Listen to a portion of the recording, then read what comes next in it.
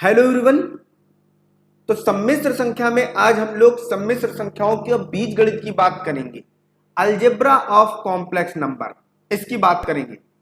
Algebra of complex number की बात करने से पहले जल्दी से ये समझ लेते हैं फिर से कि हमारे पास कॉम्प्लेक्स नंबर था क्या। जो हमारे पास सम्मिश्र संख्या थी वो z is equal to a plus i b या फिर z is equal to x plus i y, इस तरीके से लिखी होती है।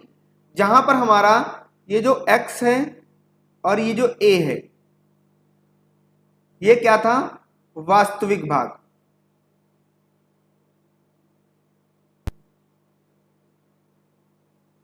जिसको हम क्या लिखते थे, रियल z। और ये जो हमारा y है और b ये क्या था, काल्पनिक भाग, अधिकल्पित भाग भी इसको बोलते हैं।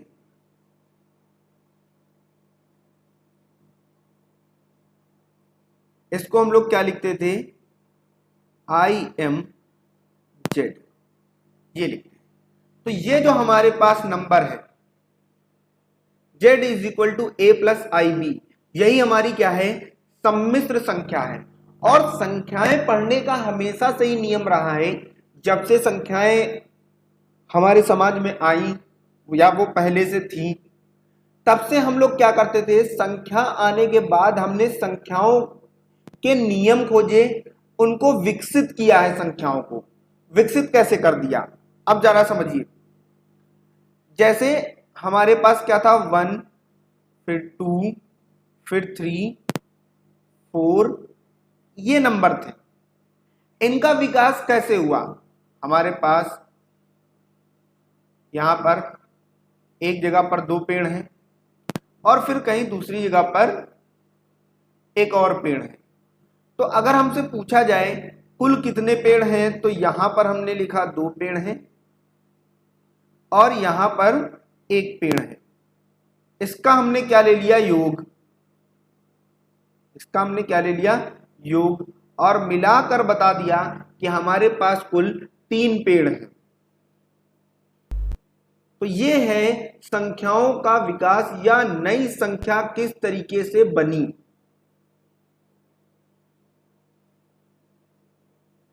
इसी तरीके से हम लोग आज कॉम्प्लेक्स मतलब सम्मिश्र संख्याओं के विकास की बात करेंगे, इनके बीजगणित की बात करेंगे।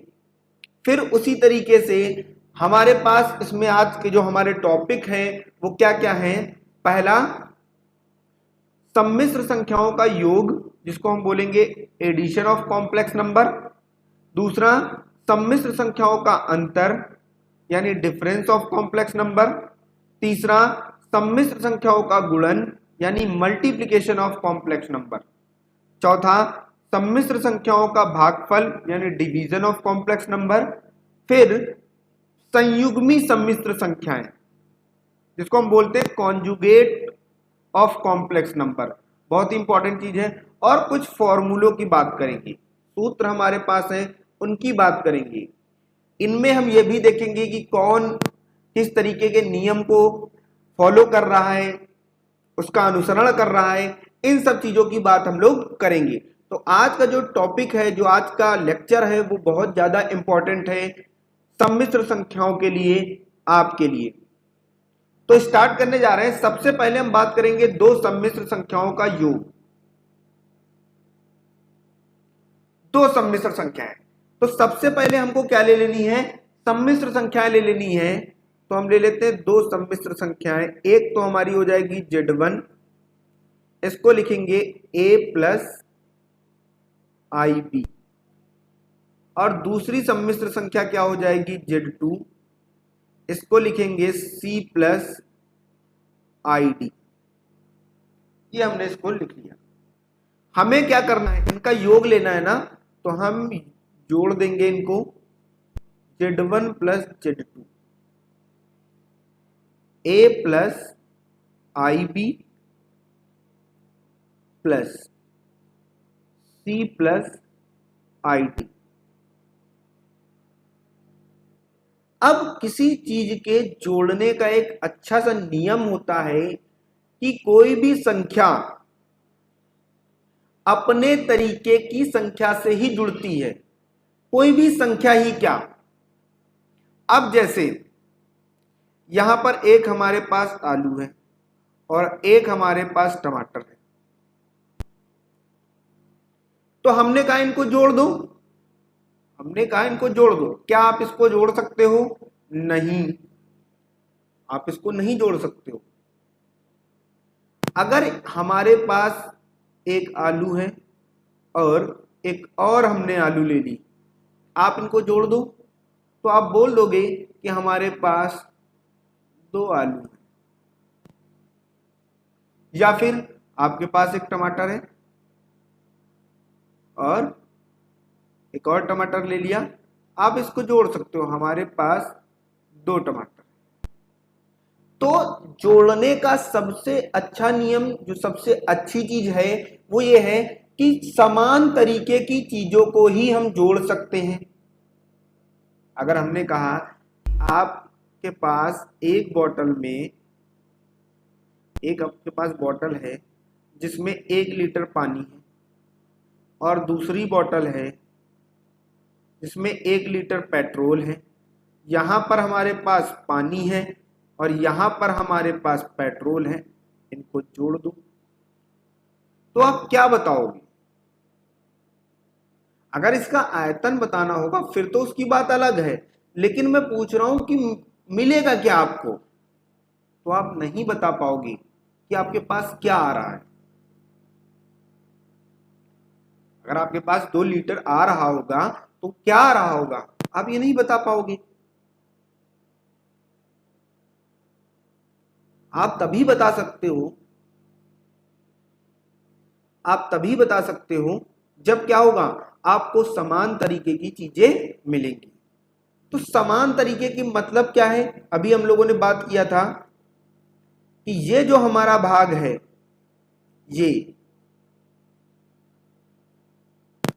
ये है वास्तविक,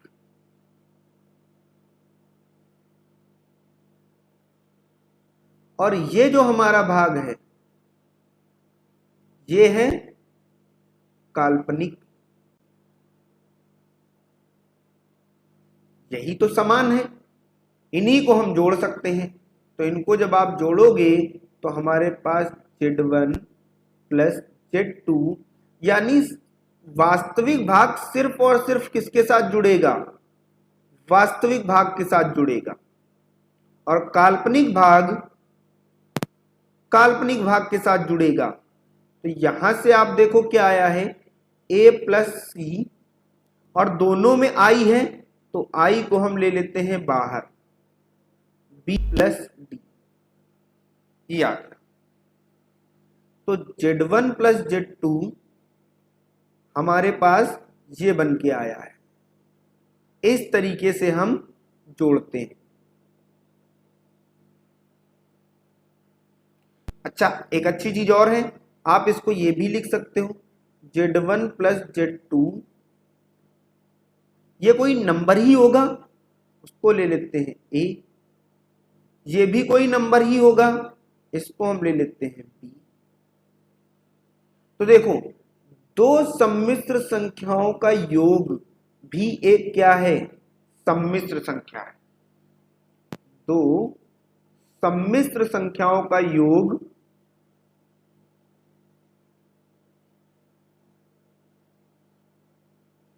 भी एक क्या है?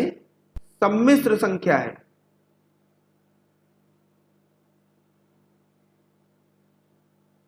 बड़ी अच्छी बात हो गई ये तो, कि हम दो सम्मिश्र संख्याओं को जोड़ रहे हैं तब भी हमें क्या मिल रहा है? एक सम्मिश्र संख्या मिल रही है। एग्जाम्पल ले लेते हैं, उदाहरण लेते हैं, उससे करेंगे। पहला Z1 हमने ले लिया 3 प्लस 2i, और Z2 हमने ले लिया 2 प्लस 3i। तो देखिए आप, Z1 प्लस Z2 क्या लिखेंगे? 3 plus 2i plus 2 plus 3i। तो जो वास्तविक भाग है वो वास्तविक भाग के साथ और जो काल्पनिक भाग है वो काल्पनिक भाग के साथ। तो ये हमारे पास क्या आ गया, 5 प्लस 5i ऐसे बन गया। ऐसे ही अगला ले लेते हैं, Z1 हमारे पास 1 माइनस आई और Z2 हमारे पास 2 प्लस 3i, ये हो गया। तो योग करेंगे इसका, Z1 प्लस Z2 क्या होगा, 1 माइनस आई प्लस 2 प्लस 3i।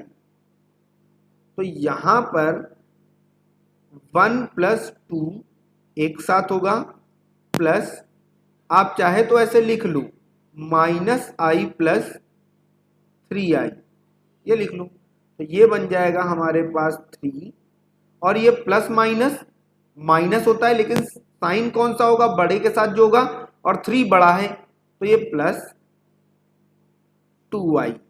3 से 1 माइनस हो जाएगा तो हमारे पास क्या आ जाएगा, 2i आ जाएगा। इस तरीके से हम योग निकालते हैं। अब योग के कुछ गुण भी हैं। योग के हमारे पास कुछ गुण भी हैं। नंबर 1, जो पहला नियम है हमारा वो है संवरक नियम।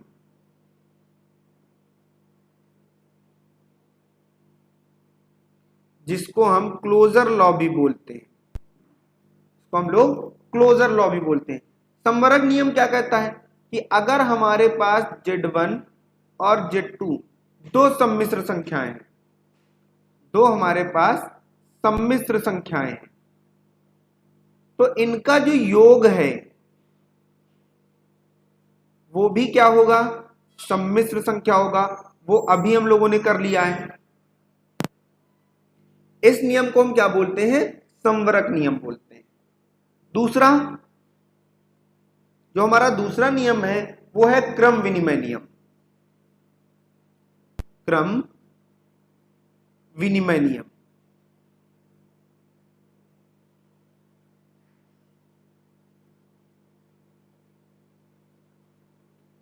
क्रम विनिमय नियम ये हमारा है। अब क्रम विनिमय नियम क्या है, क्रम तो आप समझते हो। क्रम विनिमय नियम हमारा क्या है कि हमारे पास दो कॉम्प्लेक्स जो नंबर है सम्मिश्र संख्या है Z1 Z2, चाहे तो हम Z1 प्लस Z2 कर दें और या फिर Z2 प्लस Z1 कर दें। दोनों ही क्या होगा, दोनों में ही आंसर हमारा जो आएगा वो एक समान आएगा। कैसे आप देख सकते हो, यहां पर Z2 Z1 Z1 plus Z2 निकाला है ना। अब Z2 प्लस Z1 निकाल लेते हैं, तो 2 प्लस 3i प्लस यहां पर 1 माइनस आई। तो ये बन जाएगा हमारा 2 प्लस 1 प्लस 3i माइनस आई। ये कितना हो गया, 3, और 3 माइनस 1 2, यानी 2i। तो देखिए वही आ गया जो यहां आया हुआ है। तो क्रम विनिमय नियम भी इसका एक गुण है कि चाहे पहले आप Z1 को रख लो या Z2, क्रम कोई भी मायने नहीं रखता है इसमें। जो अगला नियम है तीसरा, वो है साहचर्य का नियम।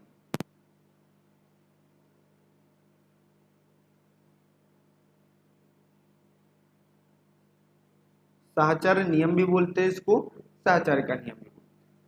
फिर अब साहचर्य नियम क्या है, इस बार हमारे पास 3 होंगे नंबर, Z1 Z2 और Z3।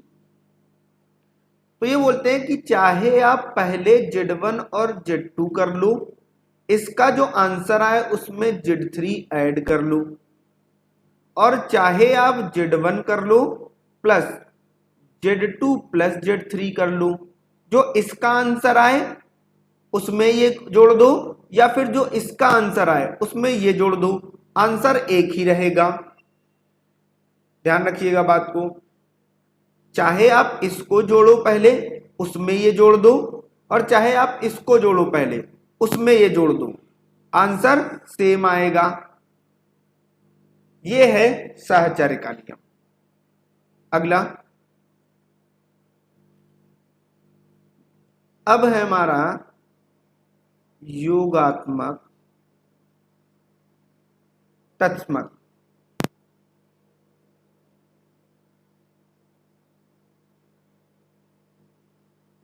इसको बोलते हैं एडिशन आइडेंटिटी या आइडेंटिटी ऑफ एडिशन, ये भी बोलते हैं। अब है क्या इसका नियम, ये क्या कहता है कि कोई भी नंबर ले लो, क्या कहते हैं, कोई भी नंबर ले लो जेड, उसमें कुछ हम जोड़ेंगे और जो हमारा आंसर होगा वो जेड ही आएगा। ध्यान रखिएगा, इन्होंने क्या बोला है कि कोई भी नंबर ले लो जेड, इसमें हम कुछ जोड़ेंगे और वो हमारा क्या आएगा, जेड ही आएगा। तो फिर क्या होगा, जीरो ही है ऐसा। इस जीरो का मतलब है 0 + 0i, ये भी क्या होता है, जीरो ही होगा।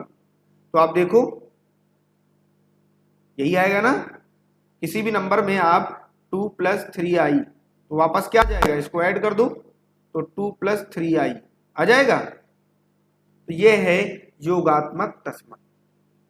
फिर हमारे पास है जो पांचवा है वो है योगात्मक प्रतिलोम।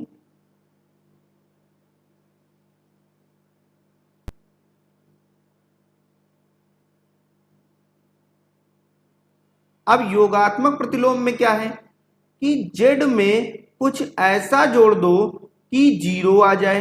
बहुत सिंपल है, -z जोड़ दो। अगर जेड हमारे पास 2 + 3i है तो -2 - 3i कर दो, देखो 0 + 0i आ गया।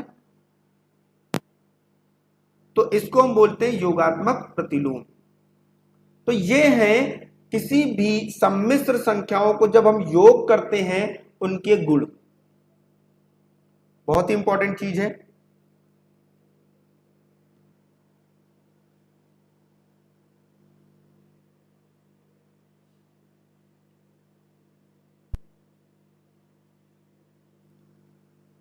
अब अंतर की बात करते हैं।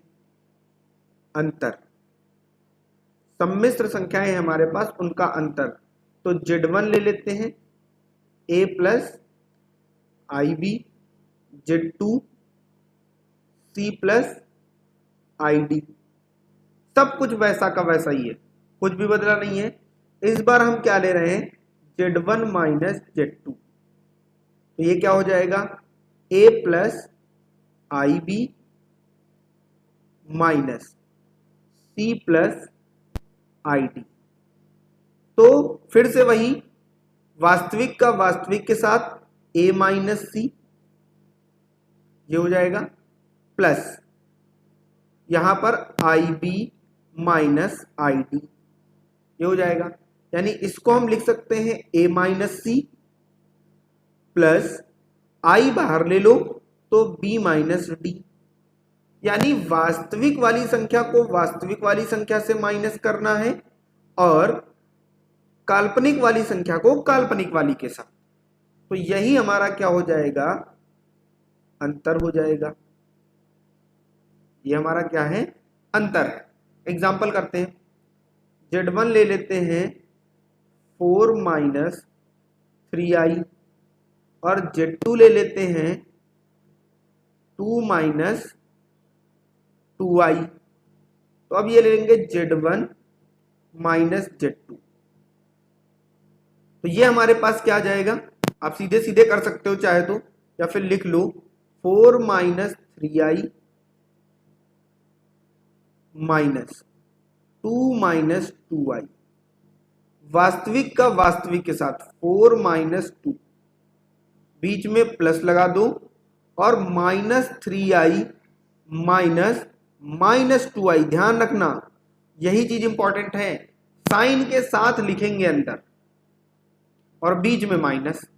तो ये हो जाएगा 4 - 2, हमारे पास 2 आ जाएगा, प्लस यहां पर -3i, और ये माइनस माइनस का गुणा कितना होता है, प्लस होता है, 2i। अब 2 प्लस ये प्लस माइनस माइनस, तो माइनस आई बनेगा आगे, यानी ये कितना हो गया, 2 माइनस आई, ये आ गया। और दूसरी चीज आप सीधे सीधे भी कर सकते थे, कैसे, 4 को 2 से माइनस कर दो, और यहां पर 3 को -3 को साइन के साथ -2 से माइनस कर दो, तो यही बनेगा आकर। तो इस तरीके से अंतर निकालते हैं, और जो कॉम्प्लेक्स नंबर ही आता है हमारा, सम्मिश्र संख्या ही आती है। अब बात करते हैं गुणनफल की।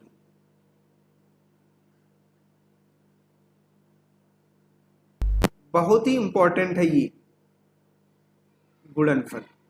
फिर से हमारे पास जो कॉम्प्लेक्स हैं, जो Z1 Z2 दे रखे हैं, वो a प्लस IB, और Z2 हमारा क्या है, C प्लस ID। निकालते हैं, गुणा करेंगे इनका, यानी Z1 इंटू Z2, मल्टीप्लाई कर रहे हैं, गुणा कर रहे हैं इसका, तो ये बन जाएगा a प्लस IB, और ये C प्लस ID। गुणा करने का नियम चेंज नहीं होता है। कैसे, पहले इस वाले को इस पूरे के साथ करना है, फिर इसको इस वाले से इस पूरे के साथ करना है, यही है। तो यानी क्या बन जाएगा, Z1 इंटू Z2, पहले a से करेंगे C प्लस ID का, फिर प्लस है, जो साइन है वो साइन लगा देंगे, IB C प्लस ID, ये कर देंगे, कर देते हैं आप। a का C के साथ करेंगे, क्या होगा, AC प्लस IAD, ये होगा, प्लस इसका इसके साथ करेंगे IBC प्लस I का I के साथ I² BD, ये होगा। अब एक और अच्छी चीज, AC plus IAD plus IBC, I² क्या होता है, -1, यानी ये -BD, ये आ जाएगा। अब रियल वाला जो हमारे पास वास्तविक भाग है, वो वास्तविक भाग के साथ, और जो काल्पनिक है वो काल्पनिक के साथ लिखेंगे, यानी ये बन जाएगा AC माइनस BD, और यहां से कॉमन क्या दिख रहा है, I, वो बन जाएगा AD प्लस BC। तो देखो ये भी हमारे पास क्या आ गई, एक सम्मिश्र संख्या आ गई, ये हमारा गुणनफल है। आप सीधे सीधे चाहे तो इसको कर सकते हो किसी भी क्वेश्चन में आप इस तरीके से, लेकिन हर बार हम कोशिश करेंगे कि कुछ ऐसे ही गुणा करें, ताकि जो हमारा आंसर है वो गलत ना आए। जल्दबाजी में गलत भी आ सकता है। तो उदाहरण लेते हैं इसका,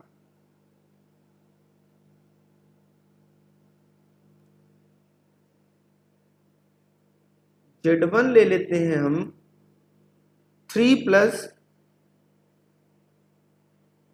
5i, ये ले लेते हैं, और Z2 ले लेते हैं 2 प्लस I6, ये ले लेते हैं। मल्टीप्लाई करते हैं अब, तो यहां पर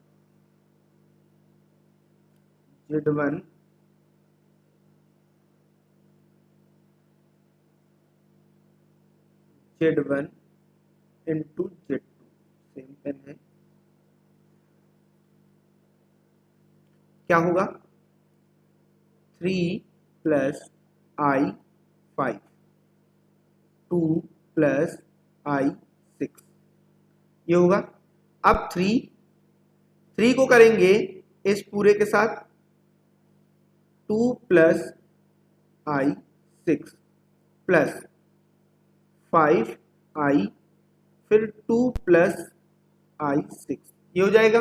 फिर 5 को कर देंगे, अब मल्टीप्लाई कर देते हैं, तो 3 2 जा 6 प्लस 6 3 जा 18, ये I प्लस यहाँ पर 5 टू जा 10i और ये प्लस आई स्क्वायर, यहाँ पर 5 6 जा 30, ये हो जाएगा। तो ये हमारे पास 6 प्लस आई 18 प्लस आई 10 और ये माइनस 30 हो जाएगा। तो यहां से हमारे पास कितना आ गया, ये हमारा 6 माइनस ये 30 और यहां से आई बाहर ले लो तो 18 प्लस ये 10, ये आ गया। तो ये हमारा क्या बन गया, माइनस 24 प्लस आई 28, ये हमारा गुणन आ गया इसका।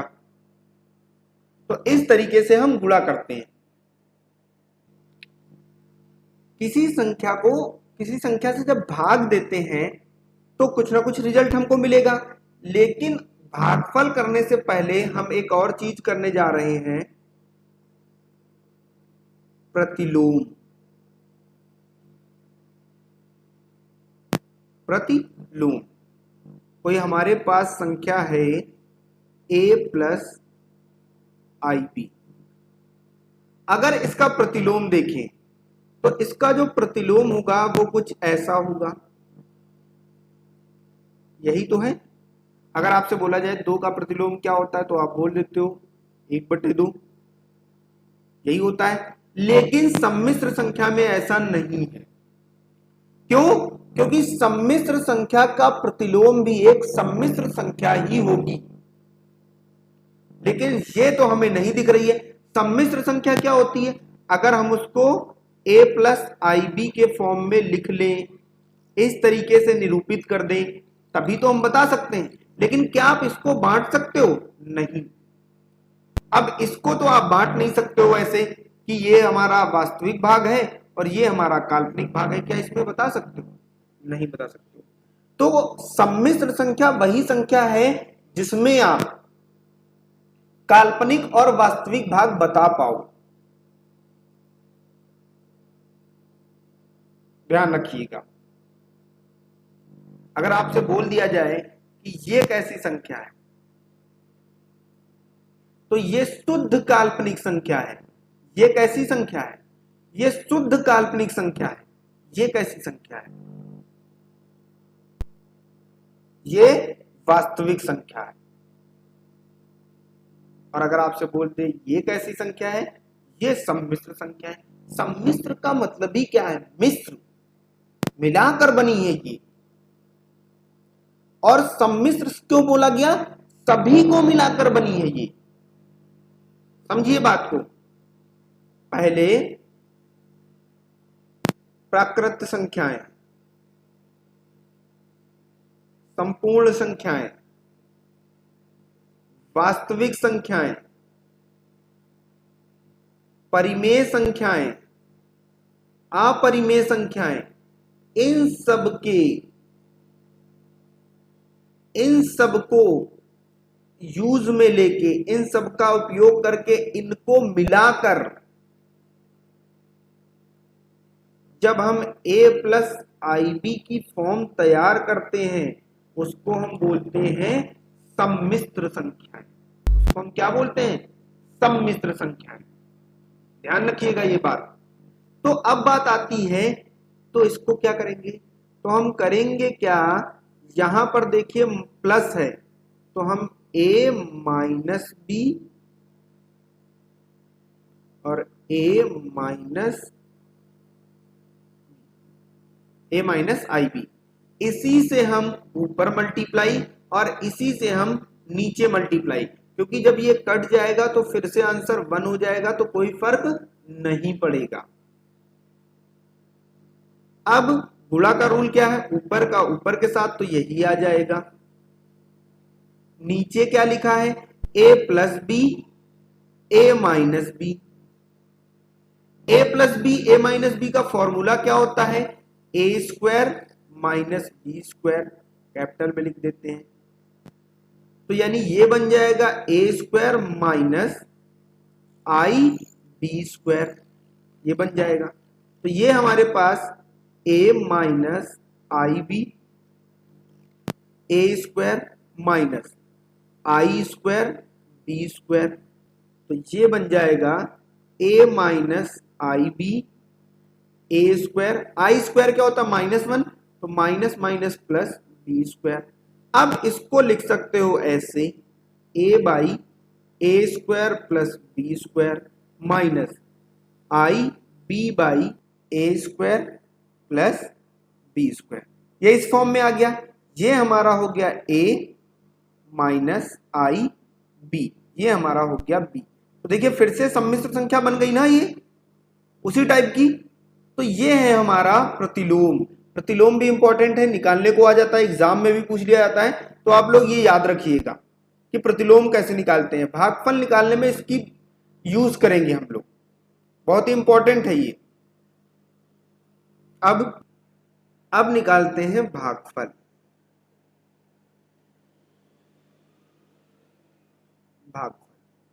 फिर से सब कुछ हमारे पास वही रहेगा। हमारे पास जो Z1 है वो होगा a प्लस आई बी, और जो Z2 है वो होगा c प्लस आई डी। हमें क्या चाहिए? भागफल चाहिए, यानी Z1 बाई Z2। तो फिर ऐसे ही लिख लेते हैं a plus i b by c plus i d. अब ये तो बहुत मुश्किल काम हो गया, इसी मुश्किल को प्रतिलोम ने कर दिया आसान। कैसे? इसको हम ये लिख सकते हैं, Z1 बाई Z2 को हम Z1 इंटू 1 बाई Z2 लिख सकते हैं, और इसको हम वापस सम्मिश्र संख्या में बदल सकते हैं। कैसे? अब जरा यहां समझिए।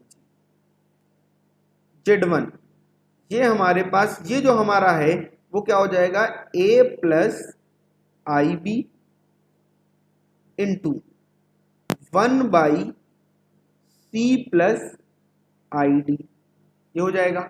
और इसका हम निकाल सकते हैं, इसको हम बना सकते हैं ना, किसमें? सम्मिश्र संख्या में। तो ये बन के क्या आया था? अभी पीछे हम लोगों ने निकाला है a प्लस आई बी, ये करेंगे इनटू, इसको हम यहां पर कुछ ऐसा लिख लेते हैं 1 by c plus i d into, यहां पर हम लोग c माइनस आई डी बटे c माइनस आई डी, और इसको अभी सॉल्व करना बताया है। तो इसको मैं सीधे लिखता हूं, पीछे आप देखिए यहां पर ये सॉल्व किया है एकदम, यहां पर वही है, बस a के प्लेस पर हमारे पास क्या हो जाएगा? c हो जाएगा, और b के प्लेस पर d हो जाएगा। तो ये बन जाएगा a प्लस आई बी, ये बन जाएगा इनटू, ये हमारे पास क्या आ जाएगा? c बाई, इसको आप ऐसे लिख लो, c minus i d by c square plus d square, ये लिख लो। ये किया हुआ है यहां पर, ये देखिए a की जगह पर c है और b की जगह पर d है, सेम वैसे ही मल्टीप्लाई कर रहे हैं, तो यही है यहां पर।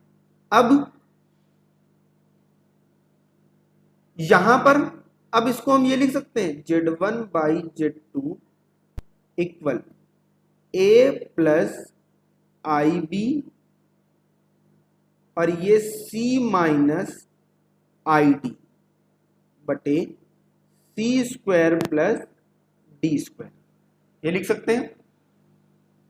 ये प्रोसेस चल रहा है, क्वेश्चन करना थोड़ा सा आसान रहता है, प्रोसेस थोड़ा बड़ा रहता है। कैसे? अभी इसका मल्टीप्लीकेशन हम लोग करना सीख चुके हैं, कैसे करेंगे? a c minus i d plus i b c minus i d बटे c square plus d square. अब मल्टीप्लाई कर दो यहां पर, Z1 बाई Z2, ये हो जाएगा ए सी माइनस यहां पर आई ए डी प्लस यहां पर आई बी सी माइनस आई का आई के साथ आई स्क्वायर बी डी, बटे c square plus d square, ये हो जाएगा। तो Z1 बाई Z2 ये क्या बन जाएगा, a c minus i a d plus i b c, और ये माइनस यहां पर आई स्क्वायर है, वो minus minus plus, i square is -1 b d. तो ये हमारे पास क्या आ जाएगा,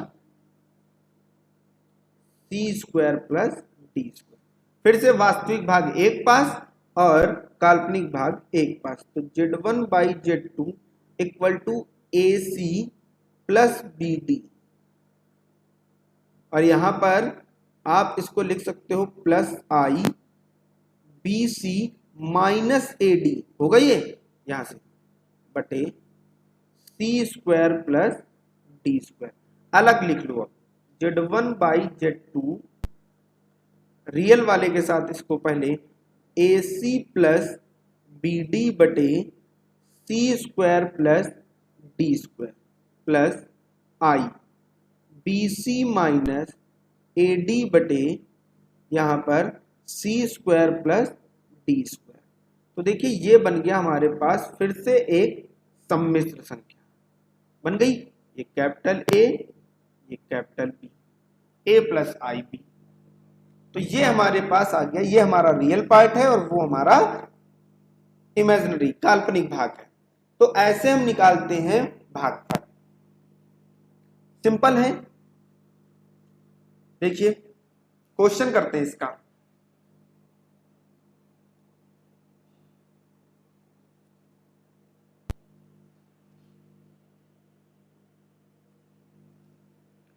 क्वेश्चन ले लेते हैं 2 प्लस 3i बाई 1 प्लस आई, इसको सॉल्व कर। तो इसको सॉल्व करने के लिए फिर से हमें क्या करना पड़ेगा, 2 plus 3i into 1 by 1 plus i, ये करेंगे। इसको हम क्या लिखेंगे, 2 प्लस 3i और यहां पर 1 by 1 plus i into 1 minus i by 1 minus i, यही करेंगे। जो यहां प्लस है उसका जस्ट अपोजिट, तो ये बन जाएगा 2 प्लस 3i।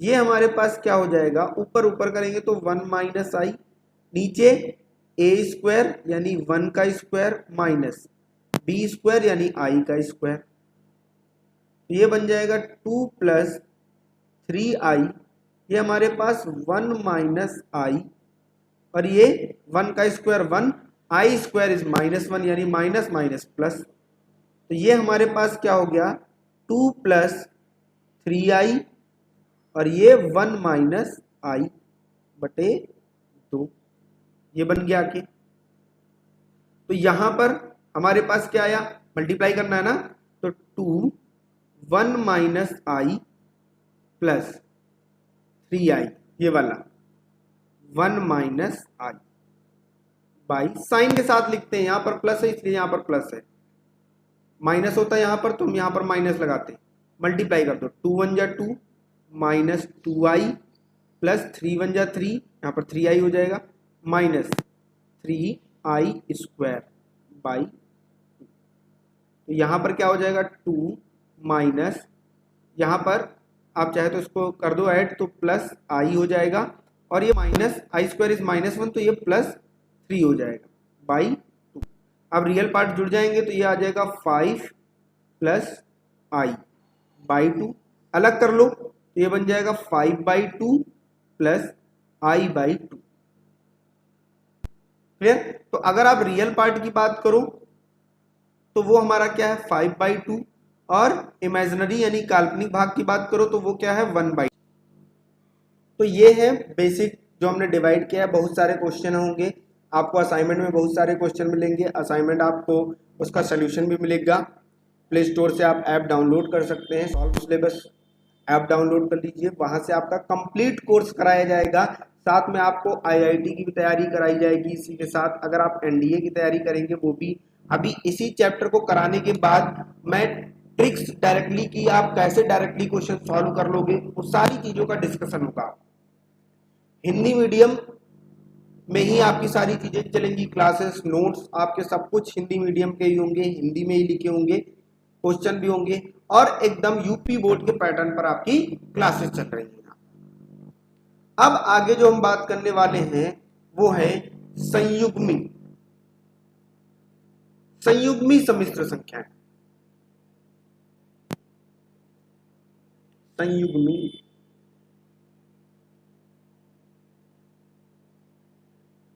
सम्मिश्र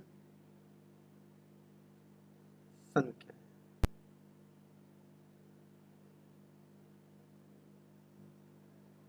इनको हम बोलते हैं कॉन्जुगेट ऑफ कॉम्प्लेक्स नंबर। बहुत ही इंपॉर्टेंट टॉपिक है। यानी अगर हमारे पास z is equal to a plus i b है तो इसका जो संयुग्मी होगा वो होगा z बार। इससे लिखते हैं z बार से, तो यहां पर आ जाएगा प्लस और प्लस की जगह पर आ जाएगा माइनस। ये है संयुग्मी। होता क्या है, किसी भी सम्मिश्र संख्या में जो वास्तविक भाग होता है उसका ना तो चिन्ह बदलता है और ना ही परिमाण। ध्यान रखिएगा।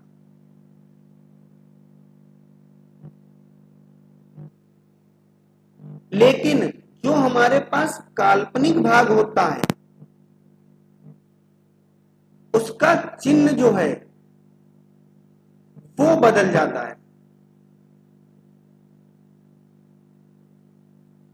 लेकिन परिमाण नहीं बदलता है। ध्यान रखिएगा।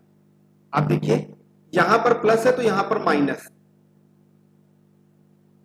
अगर कोई नंबर ले लें z is equal to 3 plus 2i, तो इसका जो संयुग्मी होगा वो क्या होगा, 3 माइनस 2i।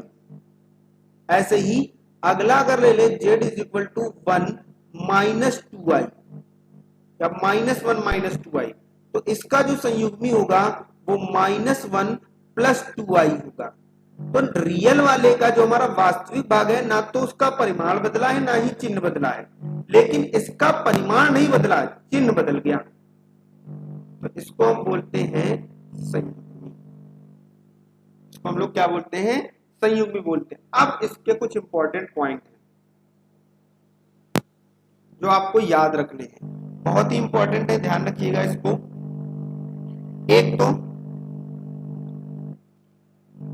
अगर हम दो संयुग्मी संख्याएं जोड़ दें, इनको आप जोड़ दोगे तो हमें रियल नंबर यानी वास्तविक संख्या ही मिलेगी, चाहे आप गुणा कर दो। यानी अगर आप z प्लस z बार कर रहे हो तो जो आपको मिलेगा वो वास्तविक ही होगा। z इंटू z बार कर रहे हो फिर भी जो आपको मिलेगा वो भी वास्तविक ही होगा।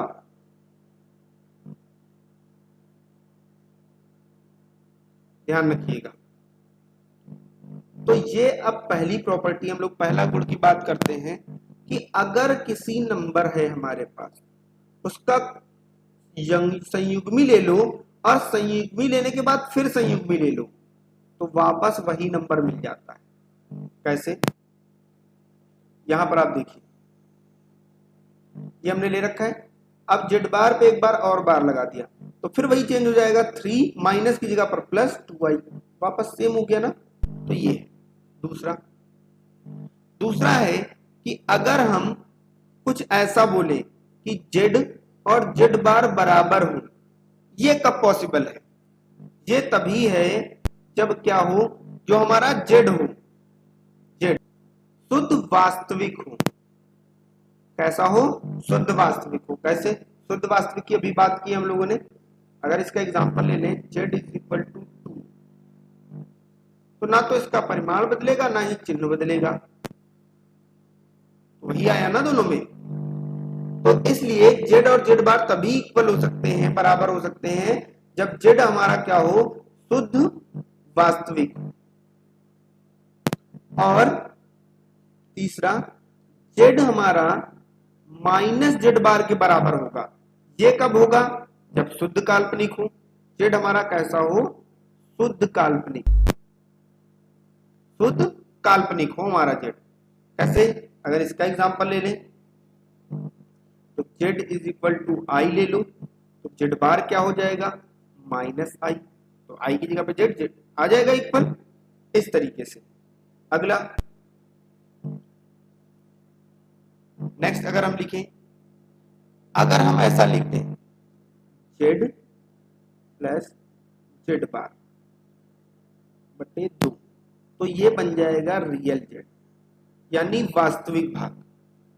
और इसी तरीके से अगर हम जेड माइनस जेड बार लिख दें बटे 2i कर दें, इस बार 2i, तो ये बन जाएगा हमारा काल्पनिक भाग। ध्यान रखिएगा।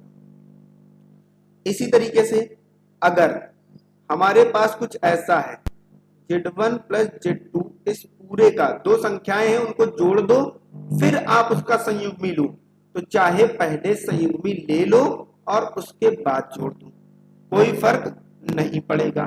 ऐसा ही अंतर में भी है, ऐसा ही डिवाइड में भी है। z1 बाई z2 ले लो, इस पर बार लगा दो, और चाहे तो आप z1 पर बार लगा दो बटे z2 पर बार लगा दो,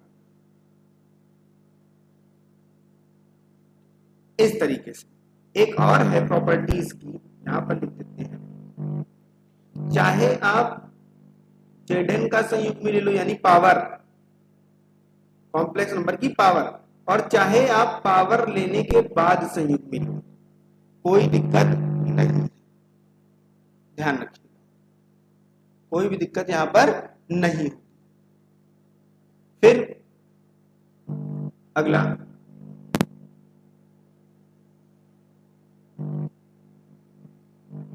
यहां पर करते हैं नेक्स्ट पेज पे। अगर हम ऐसे लिख लें